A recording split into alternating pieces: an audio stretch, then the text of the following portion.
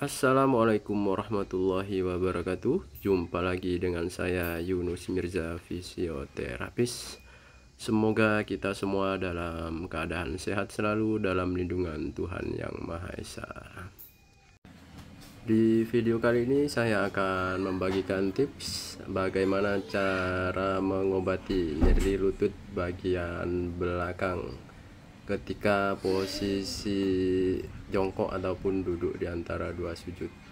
Oke, ini saya kedatangan pasien dari Probolinggo. Beliau mengeluhkan nyeri lutut bagian belakang, terutama di area sini, lutut belakang sini sama betis saat jongkok maupun duduk di antara dua sujud.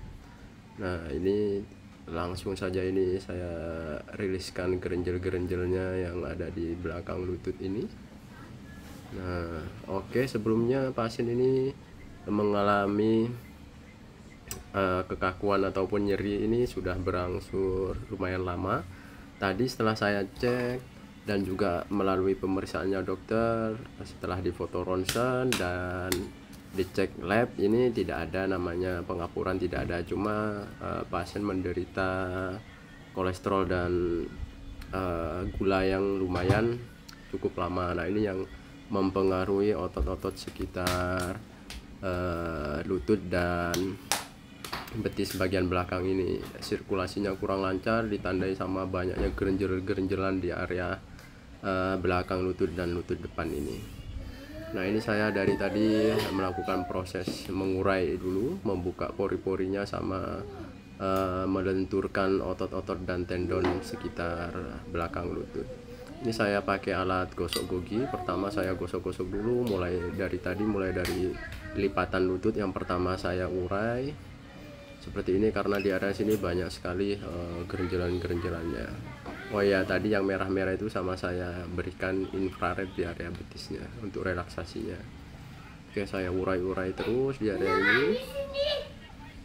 Nah, karena yang banyak sumbatan ataupun banyak kekakuan memang di area yang di sekitar lutut ini. Nah, oke, terutama di area tengah ini sama bagian dalam tadi. Nah, ini kan banyak tendon di sini, mulai dari tendonnya otot hamstring atau paha bagian belakang, juga tendonnya bagian dari otot betis ini, gastrocsoleus, sama tendon poplitealnya itu kaku semua tadi. Nah, sekitar ini tendon poplitealnya kaku, ya saya rilis. Oh ya, ini tadi ada bekas-bekas merah di bagian depan ini, tadi sebenarnya sudah saya terapi yang untuk paha bagian depan.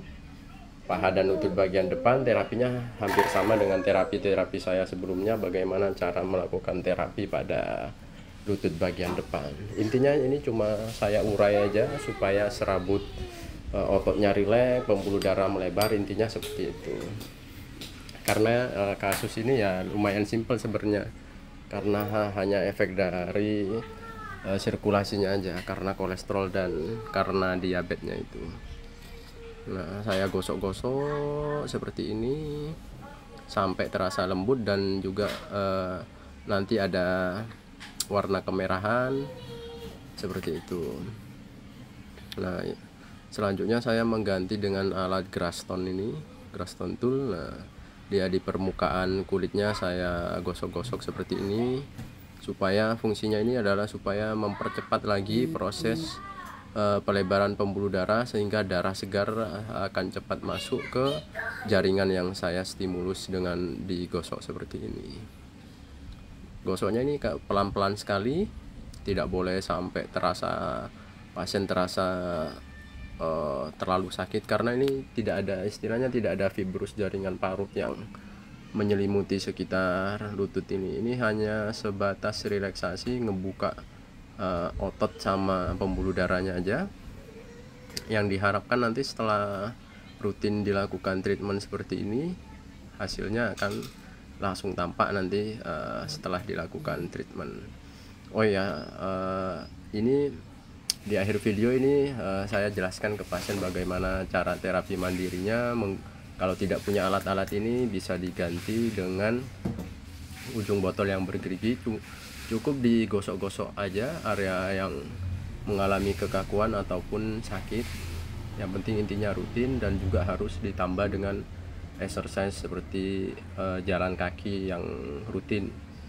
Jalan kaki di pagi hari minimal 45 menit ataupun 1 jam. Itu akan selain memperbagus untuk kondisi gula dan menurunkan kolesterolnya, untuk melembutkan tendon, jaringan otot, dan sendi, ini bagus jalan kaki.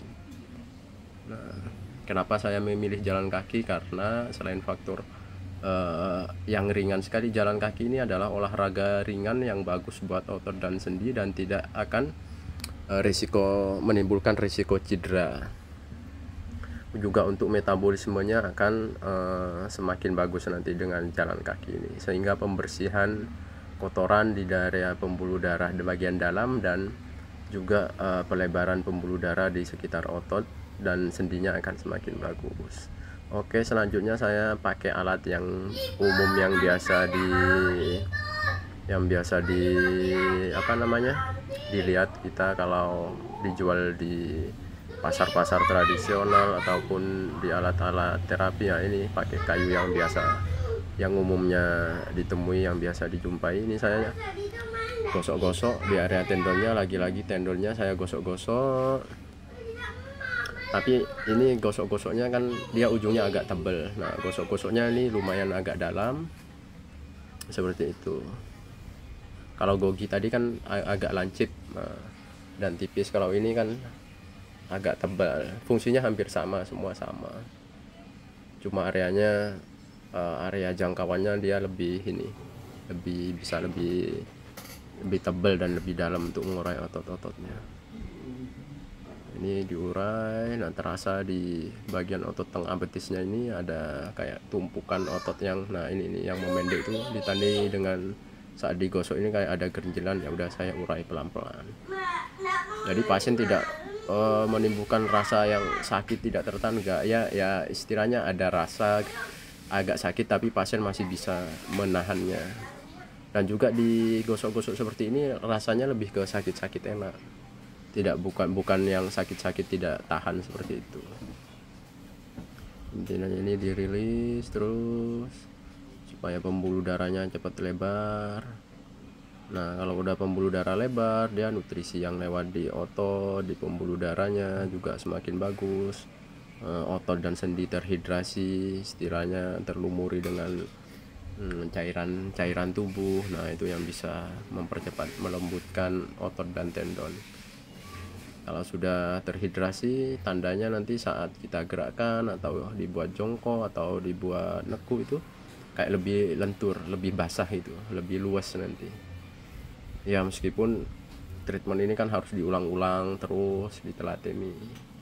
Tapi dengan kalau kondisi seperti ini, 1 kali terapi aja efeknya mesti akan langsung terasa ada perubahan. Nanti bisa dilanjutkan pasien dengan terapi mandiri dan exercise mandiri.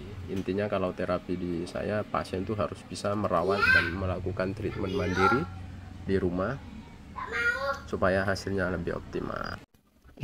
Coba jongkok lagi ya, seperti tadi.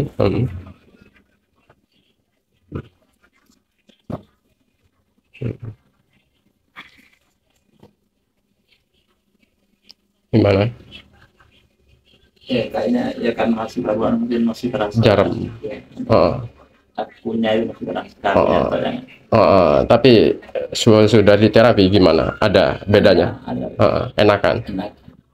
Coba kalau duduk di antara 2 sujud bisa, Pak? Permisi ya.